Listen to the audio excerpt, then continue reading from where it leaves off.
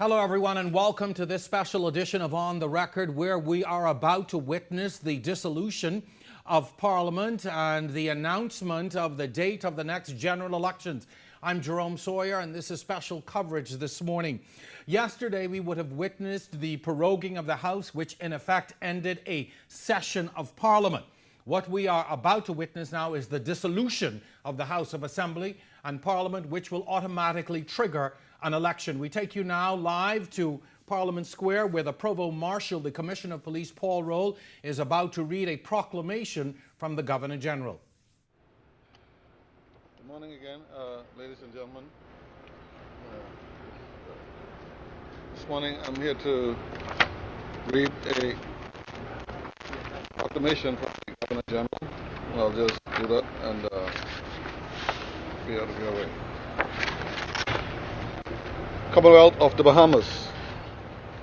By His Excellency, the Most Honorable Cornelius A. Smith, Order of the Nation, Governor General of the Commonwealth of the Bahamas.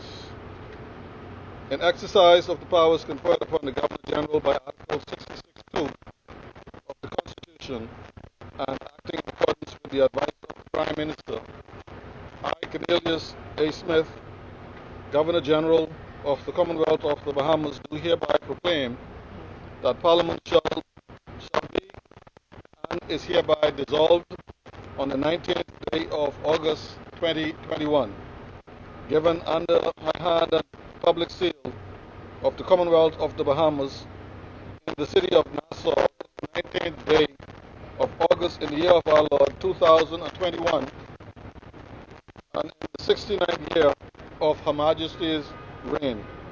Signed, Governor General. God save the Queen.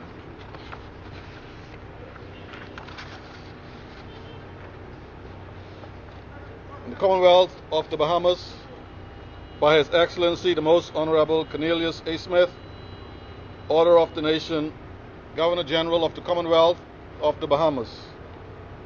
This proclamation, whereas the Parliament of the Commonwealth of the Bahamas stands dissolved from the 19th day of August 2021, and whereas it is provided by Article 65 of the Constitution that each session of Parliament shall be held at such place and commence at such time as the Governor General made by proclamation appoints.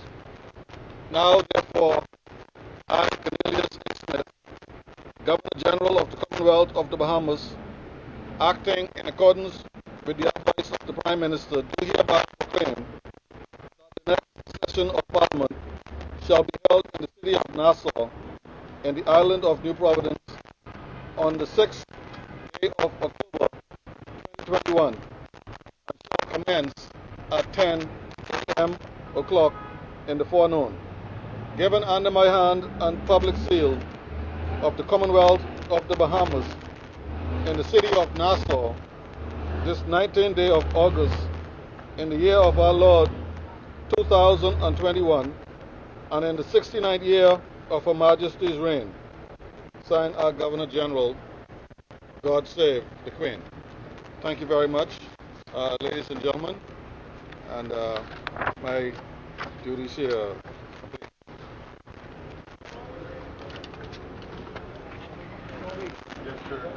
Well, there you have it, Jerome. Parliament has been dissolved. Commissioner of Police Paul Roll, in his capacity as Provost Marshal, just read the proclamation from Governor General Cornelius A. Smith. This was not a surprise. Some expected this perhaps even yesterday after two proclamations were read here on the steps of Parliament, and now this morning, 10 a.m., another proclamation, the dissolution of Parliament. It's nowhere near as busy here this morning as it was yesterday. Not any party supporters, not many spectators, just police officers and members of the media. But again, the dissolution of Parliament with effect today. Kyle, thank you very much. Just before you go, though, you mentioned a very different scene this morning. A part of that, I think, well, what we would have seen is this information was leaked via social media this morning, and it seemed even before this announcement everyone knew. Do you think, from your perspective, that may have watered down this morning? What kind of effect do you think that would have had on this announcement this morning? Well, again, as you mentioned, there were two documents that began circulating early this morning on social media, and people began to speculate yet again, is this happening today? And people tried to question the validity of that document. Well, now we have confirmation that Parliament was in fact dissolved today. And just a bit of information, we actually were at Jet Aviation for the arrival of Johnson & Johnson vaccines, where the Prime Minister was set to attend. That was supposed to happen at 9 this morning. While there, the Prime Minister's press secretary or press director, Erica Wells Cox, she informed us that, perhaps you all should head down to the city center.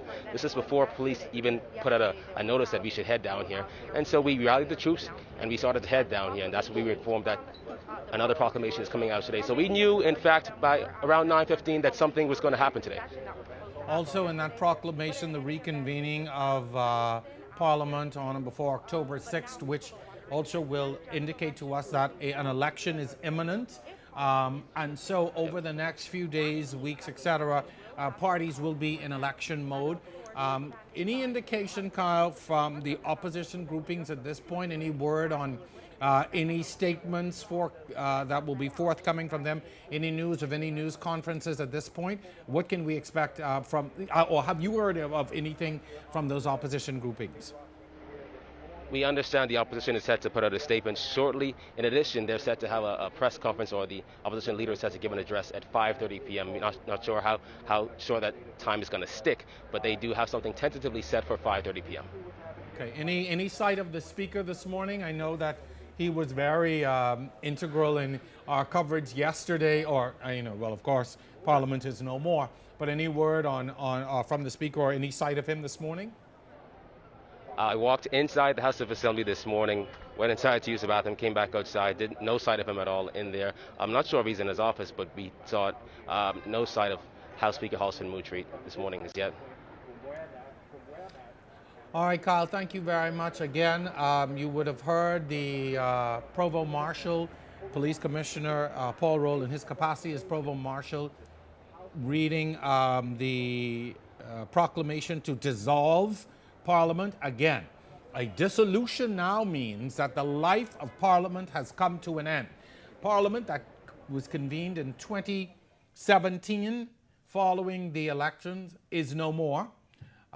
When Parliament convenes again on or before October 6th, there will be a new speaker elected, new members who would have been elected following a general election, and whomever sits in the seat of government at that point will be preparing to lay out an agenda for the next 5 years. So we do know that an election is imminent. There is speculation on when that election is taking place.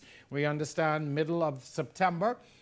So we, of course, will be waiting and following to see what will happen. Our Kyle Walkin is still there on the steps. Kyle, any reactions from downtown at this point? People have gotten the news. They know what's happening. Any response at this point?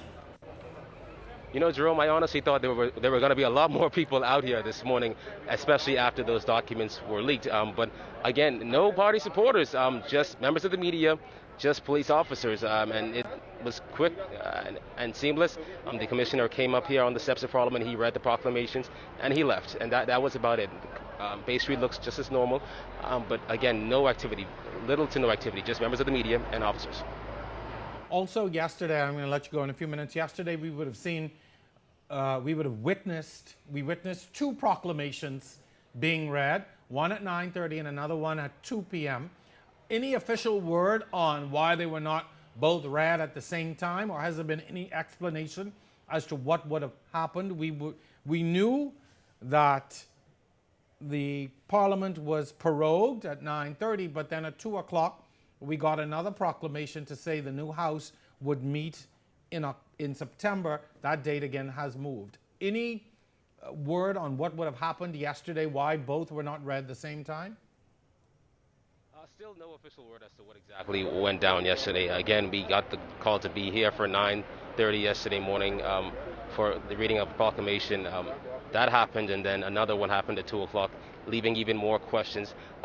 Still no, I think it was 2:30 shortly after I got a message from the Commissioner of Police saying, correcting the date, because there was an error with the date. But he corrected the dates, and that was about it. We still have not heard any word as to what exactly happened, what went down, but we know we now have a dissolution, and that's something that a lot of people perhaps expected from yesterday. Yes, a lot will happen over the next few days. Thank you very much, Kyle. What we are seeing right now on our screen is a shot of the Parliamentary Registration Department. Now, this becomes very pivotal in the next few weeks, this department, because as of yesterday evening, the voter register closed. So this morning's proclamation would have indicated the close to the voter registration. So only those who were registered up until yesterday evening are now eligible to vote. So all voter registration has closed. This is, again, the Parliamentary Registration Department on Farrington Road. We see some activity there. We're not quite sure exactly what is happening, but their work is going to become very important now over the next few weeks. One, the voter register will have to be cleaned, scrubbed to ensure the highest integrity. In addition, polling divisions will have to be properly named and set out. The polling boxes or the election boxes will have to be put in place at all of those polling divisions.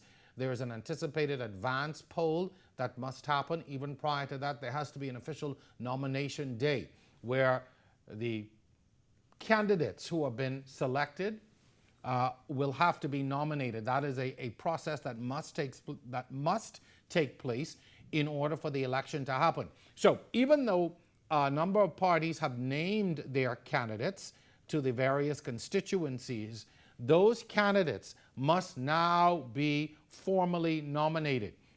So when nomination day happens, all of those candidates must present their nomination papers, must present their fees, and they have to be properly vetted and nominated.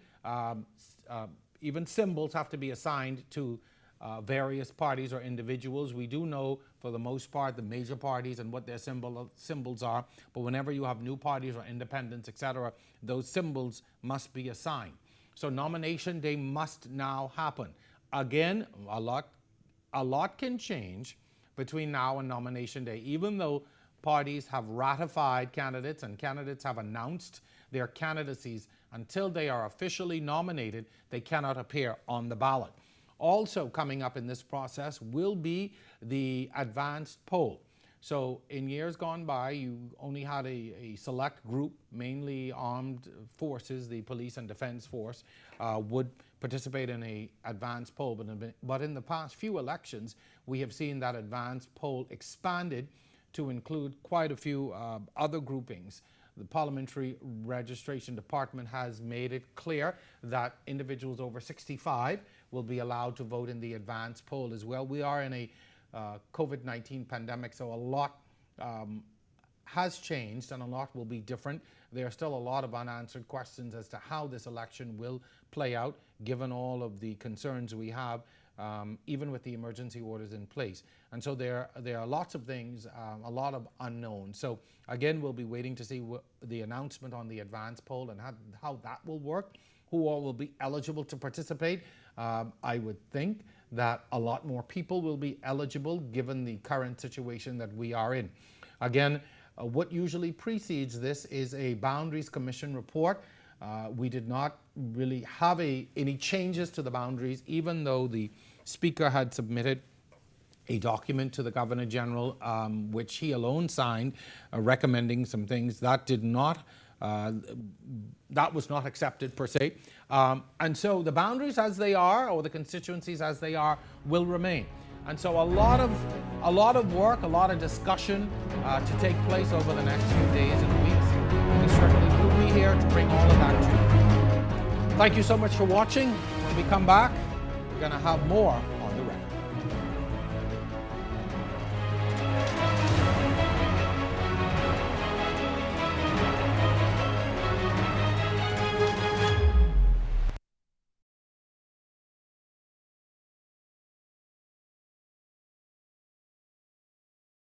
Every new season of On the Record, we push the limits, venture into unknown territory, take our cameras into places unseen before. We share the stories and experiences that affect us all. And now it's time for Season 5.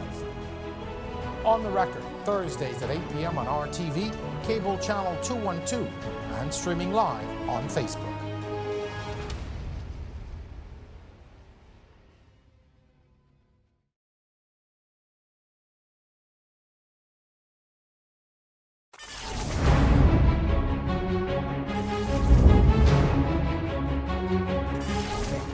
With over 300 healthcare workers calling in sick, triple-figure COVID-19 cases, increased hospitalizations and vaccine hesitancy, we wonder what the future holds for the Bahamas.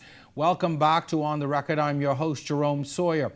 The situation has become so tenuous and worrisome even now, with Doctors Hospital reporting that they are at full capacity.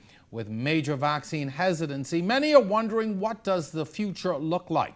Earlier this morning, we saw the dissolution of the House of Assembly, which says to us that elections are imminent. And so we are entering a very strange time, unprecedented. We have a general election coming up, but our COVID numbers are at the highest they've ever been, hospitalizations at the highest they've ever been, but life must carry on. Dr. Mark Weech, a consultant anesthesiologist, is my guest for On the Record tonight. Dr. Weech, welcome to the show. I want to say for our viewers that we were planning to do this show, and then we got word of what was happening this morning with the dissolution of the House. But from where we sit, sir, we thought it important to continue with this show because of what we are facing as a country. My personal belief is politics will always be there. We have lots of time to talk about that. But I don't want us to take our eye off the ball with what's happening with COVID-19. This week, we saw within Princess Margaret Hospital, officials there, doctors saying to us, we are at capacity. Healthcare system is in collapse. How bad is it? It's terrible. And I think it's going to get worse. I'm pretty confident in saying that many more people will die. They're telling people now when they call into the hospital, don't come, we have no room. And I know that because patients' relatives have been calling me personally. People in the healthcare sector, people find your number and they know that I manage the inpatient side at South Beach Health Center. And I've just been telling them, listen, go to the centers, go to Doctors Hospital, drive your relative to PMH. I mean, if we're open, come to us, because we will be forced to see you, whether we tell you there's space or not. I spoke to one of my colleagues yesterday who told me they told his aunt that last week about his uncle, and his uncle died at home. I also spoke to a very close friend of mine who said that they're having something like, and this was last week, 15 to 20 deaths a day. That's why the morgue is full. Normally you have 3 to 5 deaths a day in the Bahamas. Now, I can't say all of those are COVID. The competent authority isn't saying that all those are COVID, but they're either COVID or they're the result of the healthcare system in total chaos because of COVID. So we're in a bad state. So however we look at it, whether they're dying from COVID or they're dying as a result of not being able to get the care, at the basis of all of this is COVID-19? Yes. So you mentioned Doctors Hospital. I also work at Doctors Hospital and Princess Margaret Hospital. We generally do, I don't know, on a light day at Doctors, we do maybe 4 or 5 cases. On a heavy day, we may do 10 plus cases. And I get the elective list every day. The elective list is maybe 2 or 3 cases, because their recovery room now has been taken over by the emergency room, which now may even be a COVID ward. And the 3 operating rooms are only operating at 2, and they can't even run at full capacity because the 3rd operating room is just a 2-bed recovery room. So no elective surgeries can happen. Some of the outpatient facilities have been trying to pick up the slack, but they can't do major surgeries. They could only do little lumps and bumps and things you could go home for. Princess Margaret has been on emergencies and urgencies for months. So you have people out there who would ordinarily need their dialysis catheter fixed, breast biopsy, cancer surgery, and all manner of things, and they're just being delayed. People are having heart attacks and they're too scared to come to the hospital because they think they're going to get COVID, and they're dying at home. This is the reality. Yeah. You know, there are a few times in my career where I'm stunted and don't know what to say, and this is one of them. And it's so troubling because I remember from the very early onset of COVID-19, we were warned of the potential of this. We were warned that this could happen, and we saw it happening in other countries. How did we get to this place, Dr. Weech? What happened? We seem to have arrested this problem. We seem to be doing okay, and then it just seemed to all go south almost overnight. Yeah, I think it's clearly multifactorial, like many things are. First of all, humans are not rational beings. You know, we know this from the autonomous vehicle. So you could rationalize an autonomous vehicle, but you can't rationalize how people are going to be on the road.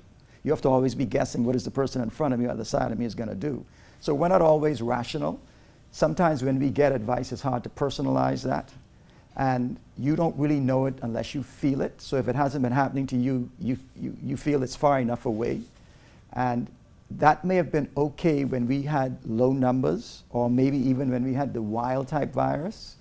But now with this variant, the Delta, which is so infectious, it is literally coming for us. I mean, even those of us who are vaccinated are afraid we don't want to get COVID because, well then, you know, if I get COVID, who's going to look after my patients, right? If I get COVID, how am I going to travel somewhere? You can't have any semblance of life. Even if you're not going to get sick, you test positive, you can't go in a restaurant, you can't. I wouldn't be able to get into this building if I tested positive, for example.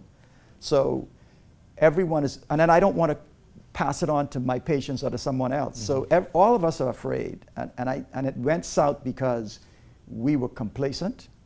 I don't think we did a good job encouraging people to get vaccinated. I mean, we allow social media and all the negative influences to take over.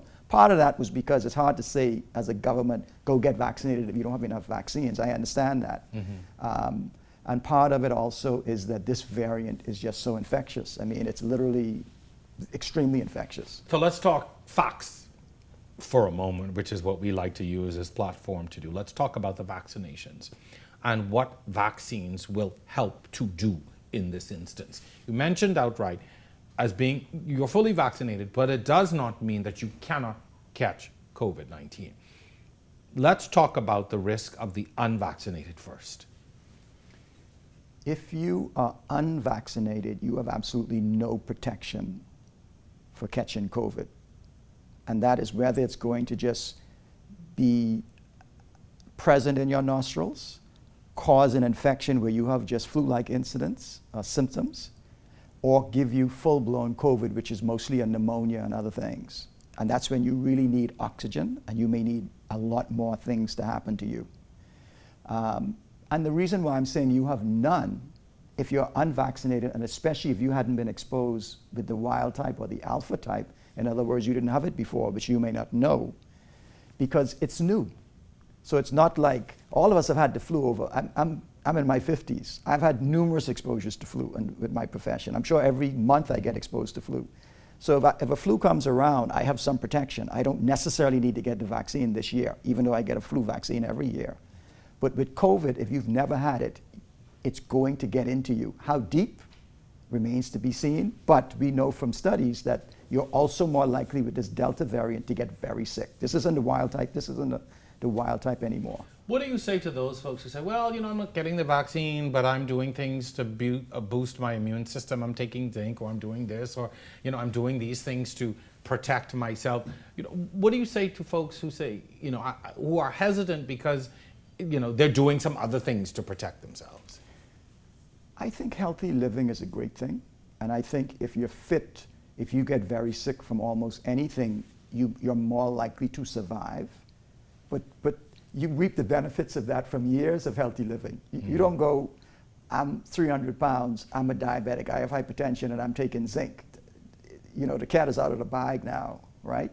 So being fit and healthy is a benefit, but I can tell you, even with the wild type and the alpha type, and definitely with this Delta type, that doesn't protect you. I have young, fit people in the COVID center who are doing worse than some of the older people. It's just irrational. And I think you need to understand that it's not just the actual virus, it's your body's response to the virus. I tell people all the time, when you get COVID, because it's new, your body is reacting to try and kill the virus because that's what human beings do. We fight off viruses. There aren't that many antivirals, you know. You have 100 relatively speaking, antibiotics against bacteria. You have maybe 5 or 6 antivirals, and most of those are for HIV. Okay? Because, first of all, there's no marketability to do it, because most people will fight viral infections.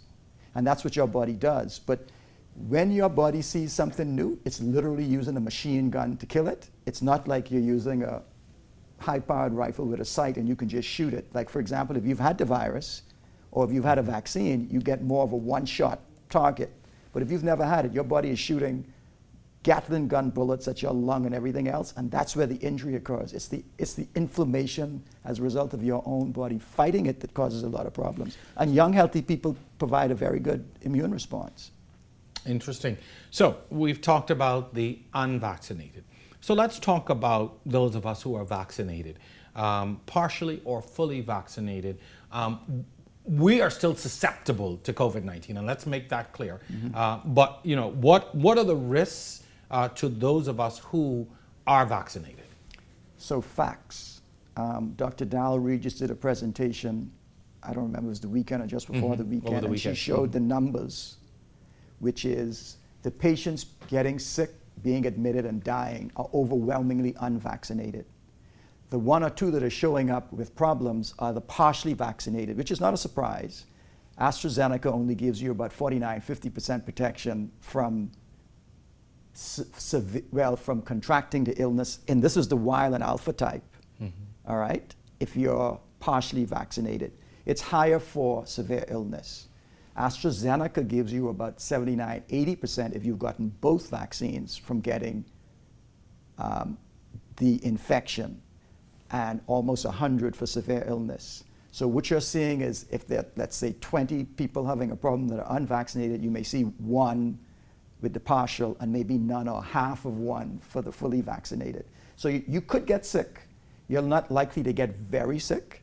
And there are a lot of studies that show that. There's a lot of facts coming. Now, COVID is fluid. And by fluid, I mean it's changing rapidly. You know, we're all used to change, but we're used to slow change. We're not used to rapid change. COVID is evolving and changing and providing all these variants, some of which are probably not causing us any problems and may even be making the virus weaker. But some are making it more potent. So alpha was more potent in terms of its virulence or its infectivity than the wild type.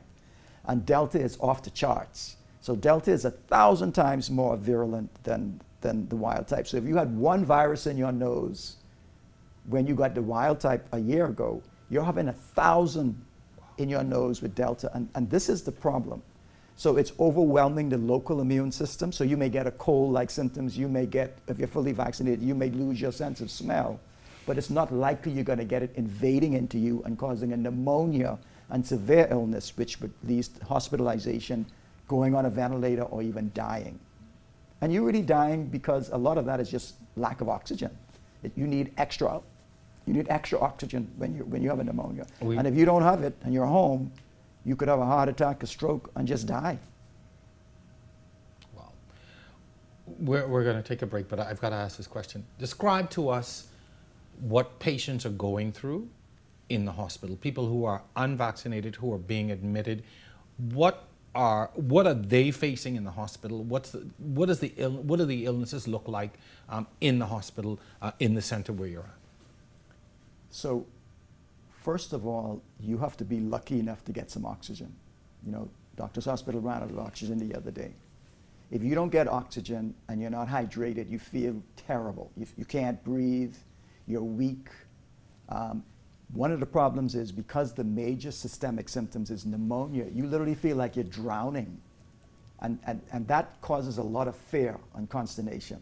So if you're lucky enough to get into us, what we find is people are very dehydrated, sometimes not even just because you're having vomit and diarrhea, and they're trying all these different home remedies, and it's delaying them coming to us. So by the time they reach us, they're in 3-4 days into illness, and so they're severely dehydrated. They're coming in with liver dysfunction, kidney dysfunction, just really, really bitter dry and drowning. That's how you feel. You don't get oxygen, you feel like you're drowning. Wow, what a description. So we're going to take a break. When we come back, we're going to continue our discussion looking at the current state of COVID-19 in the Bahamas, if you are considering, if you haven't gotten vaccinated, if you are considering it, or for whatever reason, we invite you to stay tuned. This is some valuable, valuable information. Stay with us. We're back right after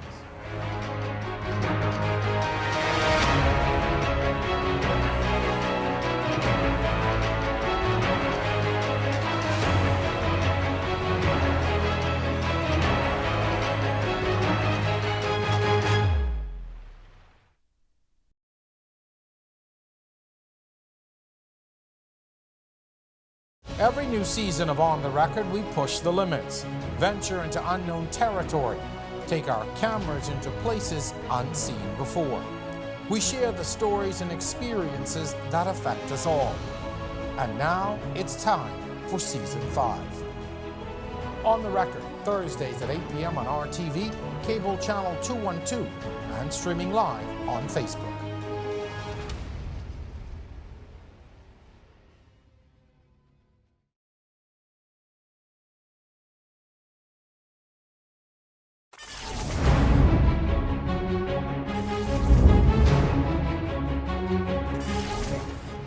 Welcome back to On the Record. This is our final segment. I'm your host, Jerome Sawyer. Tonight we're continuing our conversation on the realities of the healthcare system with new vaccine shipments now in country. We question if there is hope to reach herd immunity anytime soon. However, with major vaccine hesitancy and an overburdened healthcare system, the country at large still has a challenge. Dr. Mark Weech is my guest for this. Sir, as we get in more vaccines, have you noticed a trend where people are becoming more vaccinated? Is that helping at this point? I wouldn't see that because I'm seeing the patients who are at the end of the curve. Sure. I speak to nurses sometimes who do a double shift with us as well as vaccinations. Right. And I think the appointment system has gone up based on the calls I'm getting because everyone wants to get the Pfizer. Mm-hmm. We won't see the benefit of that until 2 weeks after your first dose, and certainly not until 2 weeks after your second dose. What I will tell you, though, is the average age of the patients that I'm seeing is much younger because a lot of the older folks got vaccinated. So now where my average age was, or my more common ages were in the 60s and 70s, my common ages now are in the 20s and the 30s.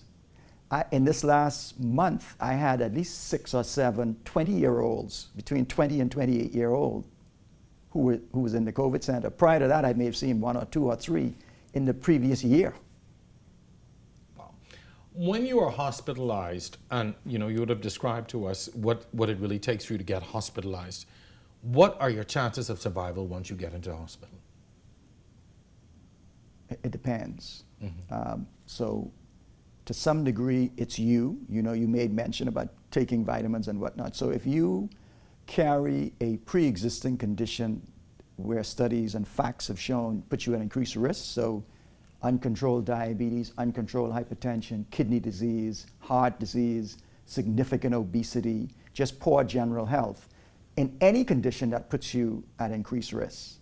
If you come to us late because you were getting some sort of alternative therapy, now you're coming in, you're so dehydrated, your pneumonia has progressed and it's now bacterial superimposed on top of the COVID, or now your kidneys aren't working, your prognosis is worse. Younger, healthy people do reasonably well. We have very good statistics at South Beach Health Center, but then we're biased in that if we look at someone and we think that they're going to have a major deterioration, we really make an effort to get them to PMH or get them to Doctors West or get them to Doctors East if they could afford that. Lately, everyone's been so full, we have to take on those critically ill patients. Last night I was up at the center until 9:30 intubating a lady who we'd had in the center for 2 weeks, and she continued to deteriorate, and I couldn't get her to another center. I had a lady 3 or 4 weeks ago who had the resources, and it took me a weekend to get her into Florida. I had a conversation, and I'm digressing a little bit because I want people to understand. Mm-hmm. I spoke to the transfer coordinator at Doctors Hospital, who I also use to get patients out. And I said, how do you get patients to Florida? Because 2 weeks ago you told me you couldn't get anybody else. She says, literally, it's a day-to-day thing. Jackson Memorial isn't taking any of our COVID patients. They may take a non-COVID patient. Holy Cross is full. Baptist isn't answering her. Tampa is not answering her. She got 3 patients into Broward Health the other day and a 4th patient into a community hospital that she's never sent anybody to. She tried to get someone into Charlotte, North Carolina. They said they're not taking any transfers of COVID patients from anywhere.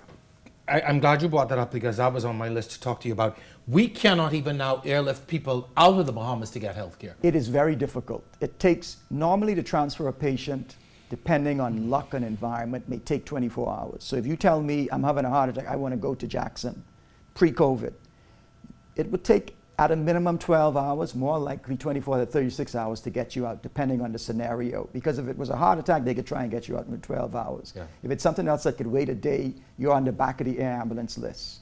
So you're now fighting US patients' hospitals are full, air ambulance is full, and it's just taken a while. So you may end up in a hospital that's not of the same quality that it would have been, or you may end up in a jurisdiction that you're not familiar with. If you're able to, and if your insurance carrier is able to, because that's the other thing, the insurance carrier has to approve it, and the hospital has to accept the payment from the promise of payment from your insurance carrier. So it's not as easy as people think. So you asked me about survival. Our numbers look very good.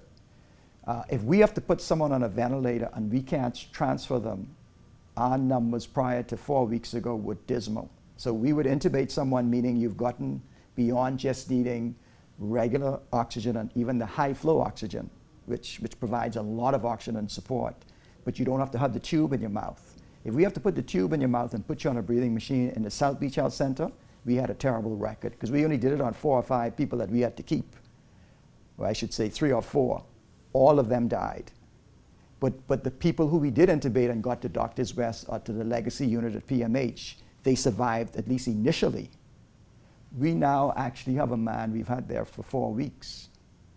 So are things changing? He's been intubated for 4 weeks? Yes. Now, we did quite a few things that we learned. So we put a tracheostomy in early from the first night. We did a lot of other things. And the nurses have learned, because it's a learning curve. You're dealing with staff. I work in the ICU. Everybody I work with at South Beach has never worked in the ICU. Maybe you have 1 or 2 nurses that worked there years ago. So they've even learned. It's a learning curve. You know, in the United States, in New York, at the height of the pandemic, they had people who were not doing critical care, trying to practice critical care. Clearly, they weren't as good as the doctors who do critical care. And so we're all learning. I'm learning something every day. I mean, everyone with COVID is learning something every day. You talk about these things to help people to breathe, but this is the disease that's aerosolized, I think. Is that the correct? Yes. That's now an inherent risk to you all, correct? I am very afraid, personally, even though I'm vaccinated. So I know, because I'm also dealing locally and internationally, I have colleagues in my global sphere of influence and conversation who've gotten COVID. Usually mild, no one has gotten very sick, and they're doing all the things I'm doing because this thing is so infectious. So literally, if you don't wear your mask properly, or sometimes I get in a room and I forget to put my face shield on, and the nurses are like, Dr. Beach, put your head out, I need to put the face shield on. I can't play like that with Delta. Maybe I got away with that with Alpha and the wild type, but with Delta, I can't forget to put my N95 on. I can't forget to put my shield on. I can't forget that if I didn't wash my hands, I can't wipe my face. You literally, you're working 12. Last night I left the place at 9:30. So I hadn't been home since 7:30. I mean, I wasn't always at South Beach because I have other responsibilities. But after 9:30, I'm kind of tired. I'm not thinking anymore. So we look after each other. I'll say to the nurse, you realize you don't have a cap on, or you don't have your shield on. And they'll say to me, you realize you don't have this on. We literally have to help each other. So it's aerosolized. We knew that fairly early on when we started saying, definitely wear your mask. And I always used to say, oh, you could touch something, you're okay. You know, you don't always have to have the full barrier on, but you always have to have your N95 mask on, and you should always wear your shield if you're dealing with patients. And you should always assume, even now, your colleagues who are fully vaccinated could shed the virus to you, which is really the scary part. When this all started, we talked about the effects on the healthcare system and what this could mean down the road. You all have been in this fight now for well over a year and a half. What's it like for you? How difficult is it for you and your colleagues? So I'm going to say something and then get straight to our local problem. COVID has been such a punch to the system. It's that old Mike Tyson line that everybody has a plan until you get punched in the face. You get to see the inadequacies of your system. The United States, we've seen and they've seen how their healthcare system does not help the poor and the marginalized, okay? The health system in the Bahamas is terrible for public, in terms of our public system. It is not up to any standard. And I've been working at PMH. I qualified as a doctor 34 years ago. I first started working at PMH as an intern before I went to do all my specialty and subspecialty training. I've been back home for 26 years. There are pockets in our system that are excellent, but they're now stretched to the system. So the ICU used to be the gold standard of PMH. The only good thing is PAO recommended to us as well as other countries to separate COVID patients from general ICU patients, and we've done a good job at that. But occasionally a COVID patient gets into the ICU. But we've done a good job of at least trying to keep the non-COVID care going in critical care at PMH as the COVID people are being looked after in another area. Doctors Hospital initially tried that, but they're now inundated. They can't separate them easily, okay? What it's done to us, it's revealed all these inadequacies. So while there may have initially been a core group of people who were trying to deal exclusively with COVID, and then my colleagues, for example, in my group, my colleagues basically help the three of us who do COVID care by allowing us to not have to do all the other things and giving us our regular salary. So they're doing their part, but now it's so vast, everybody else is involved. You can't not be a frontline worker for COVID anymore. And it's shown the inadequacies of the system. You're short of this, you're short of that. And sometimes it's the system, sometimes it's just a scenario. So the other day, one of the antibiotics that we use quite commonly for the superimposed antibiotic was not in country. It's not even that it's not in the Princess Margaret. So you're dealing with, your baseline is bad. You're dealing with, even with getting these vaccines, we are a tiny little country, you know. We're not going to be the first people to get vaccines. We're not going to be the first people to get the drugs. But we've been lucky. We've been having people give us remdesivir, which is an antiviral drug. We've had a couple doses of the monoclonal antibody donated to us. We've had ventilators and high flow machines donated to us. We have people in this country who visit this country, who love this country, who are helping us. But I think it's shown the inadequacy of the healthcare system. I'm going to say one other thing too, which is somewhat political, but to me it's policy. Our political parties need to get together and decide how we're going to work in a bipartisan way. Healthcare should not be the PLP gives us this and the F&M gives us this. We need a national health insurance because, quite frankly, Jerome, I make a lot of money. My insurance cost for me and my family is over $25,000 a year just for health insurance. Wow. Who the hell can pay for that? And I pay for that because I pay for it every month. If you were to come to me and say, I'm going to look after you, but you have to give me $300,000, I can't do that. And if you get seriously ill, when we're sending patients to the States because they've ruptured their aorta and they want to go there, you know the people tell them they have to come up with $250,000. I can't do that. And I make a lot more money than the average Bahamian. So you have to have a system where when you get sick, and to prevent you from getting sick, you can pay a small amount of money through taxation or insurance, and you could go to a hospital, whether that's a doctor's hospital or a revamped PMH, to get your health care. It's a very good point. We've got to take the politics out of it. And I say it to everyone out there, we are at that point, and I'm so happy that you said that. So we're running out of time, and I just want to wrap up at this point. What's the future for us? I sit here as a Bahamian, a middle-aged Bahamian. I'm worried. I'm afraid that I'm going to continue to lose people that I know and I love and I care about. I'm afraid that my country's healthcare system is collapsing. What's the future for us? The immediate future is a lot more of our friends and family are going to die. That includes the people, especially who think that they can avoid this thing. What I will say to you is if you elect not to be vaccinated, you really need to do the barrier methods. You really need to wear a good mask when you're inside with other people and when you're in crowded outside environments. You really need to sanitize, you really need to social distance, and you really need to curtail your activity. You can't be going to the bar with all these other guys sitting in a room drinking because you're going to get COVID. You're going to get a variety or a variant of COVID that's going to kill you. You may die even when you go in for a ruptured appendix. You can't get into the hospital, okay? Or if you get into the hospital, you can catch COVID from the patient sitting next to you who don't know they have COVID. That's the immediate problem. The future is, this is going to crush us, but like I said, we have a lot of friends, we have a lot of philanthropy, we may get through it. I will also say to you, COVID is going to be like the flu, and it is very likely to be with us for a long, long time, and that's based on the group out of the UK that advised the UK government. The probability that it becomes, they have about 4 or 5 scenarios, but all the scenarios say that COVID is going to be with us for a while in some way, shape, or form. Sir, with that, we're going to end the show. I would have liked for us to end on a lot more, on an optimistic note, but let's deal in reality. Thank you so very much, sir. Continue to do the great work that you do. Continue to be safe. And we want to encourage you and your colleagues. We thank you for all that you do. And certainly we want to invite you back when we have a little bit more time, hopefully when we get on a little better, to see how things are doing. Thank you so very much. You're welcome. That's going to do it for this week's episode of On the Record, the realities of the healthcare system. Special thanks to my guest tonight. Certainly thanks to my technical and production staff as well. Again, we'll see you next time, same place, same time, right here on the Record.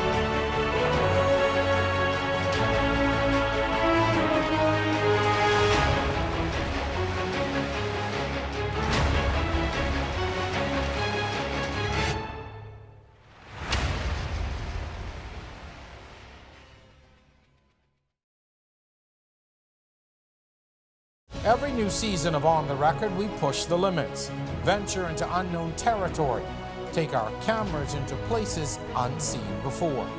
We share the stories and experiences that affect us all. And now it's time for Season 5. On the Record, Thursdays at 8 p.m. on RTV, cable channel 212, and streaming live on Facebook.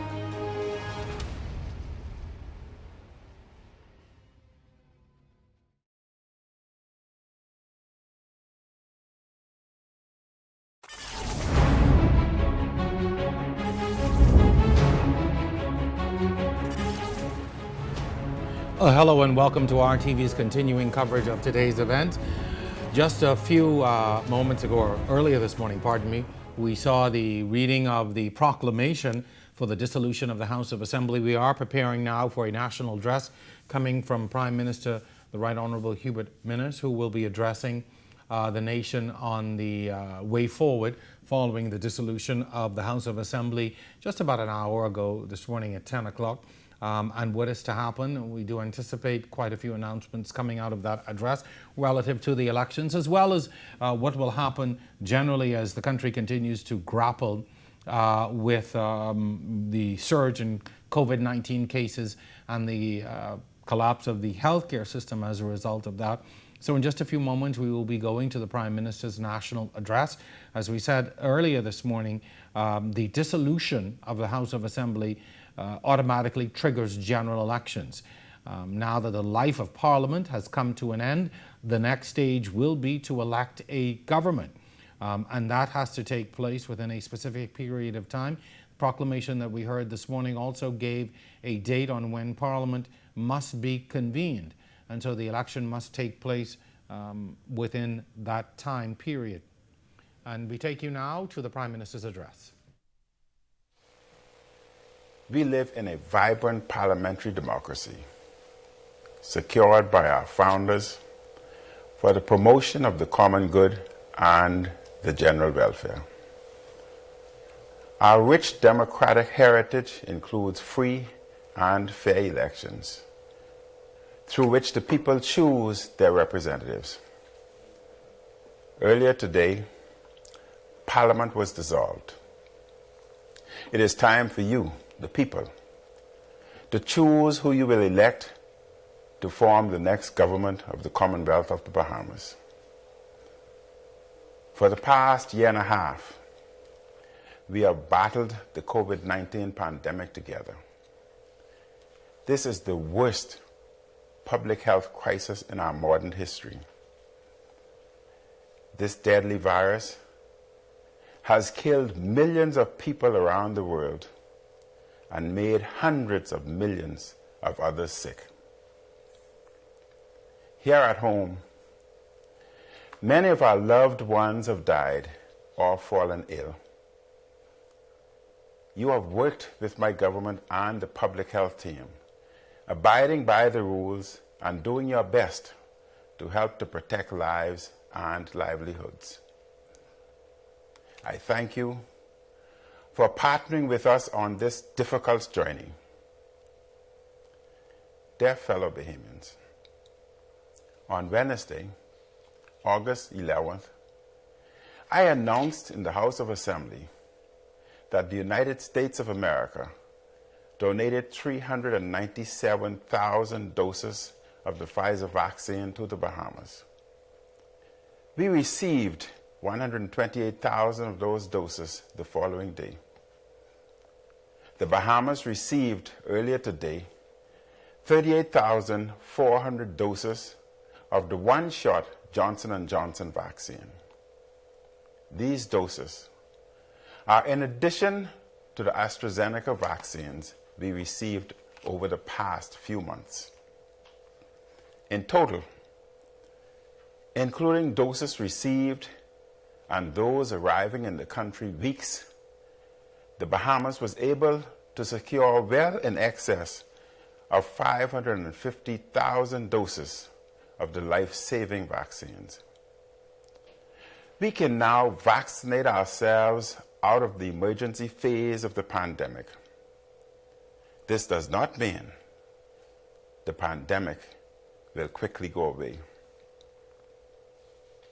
Indeed, the pandemic will continue for some time around the world with the risk of other variants. We will, for a time, still have to abide by common sense public health measures such as wearing masks. My government has provided for public consultation a draft of new legislation to replace the emergency orders. The emergency orders will end on Saturday, November 13th, 2021. Although there has been progress in securing vaccines, we still face challenging times in the short term due to the current surge in cases. Much of the world is battling increased cases due to the Delta variant. My government is spending more than $7 million on public health resources to help battle this wave. This includes creating more beds and spaces to treat those who are ill, as well as bringing more healthcare and medical personnel. My sympathies and prayers go out to all who have lost loved ones to this terrible virus. Let us all remember to keep abiding by the public health measures to definitively defeat this surge. Dr. Mercelin Dahl-Regis chairs our National COVID-19 Vaccine Consultative Committee. This past Sunday, August 15th, Dr. Dahl-Regis indicated that the country hoped to fully vaccinate 60,000 Bahamians over the next 6 weeks. I am encouraged by the high number of people coming forward to get vaccinated. With our new supply and you doing your part taking the shots, we are beginning the process to end the emergency phase of the pandemic. Our goal is for the Bahamas to be one of the most vaccinated small island developing countries in the world. Dear fellow Bahamians, as a result of our country reaching the goal of security securing the vaccines we need, it is now time for the Bahamian people to choose who they want to lead them as we move towards vaccinating every Bahamian who wishes to be vaccinated. Your next government will have key decisions to make in enacting post-pandemic public health legislation. Your next government will have to make other key decisions to build on the robust economic growth started on our watch. Your next government will have to make important decisions on rebuilding and renewing a post-COVID-19 Bahamas. A new mandate is needed to ensure that a government is in place to do this difficult work over the long term as we are reaching a critical turning point in the pandemic. I have advised the Governor General to issue the writs of election, which will be held on Thursday, the 16th of September 2021. We have a long tradition of peaceful elections. Let us continue that proud tradition. We must discuss the issues rigorously and peacefully, contrasting our various visions for the country. In our democratic tradition, the people rule. Your collective wisdom will decide our way forward. Your collective wisdom will decide our shared future. All political parties should conduct their campaigns in keeping with public health guidelines. May God continue to bless and guide our Bahamas. Thank you for listening. Good afternoon.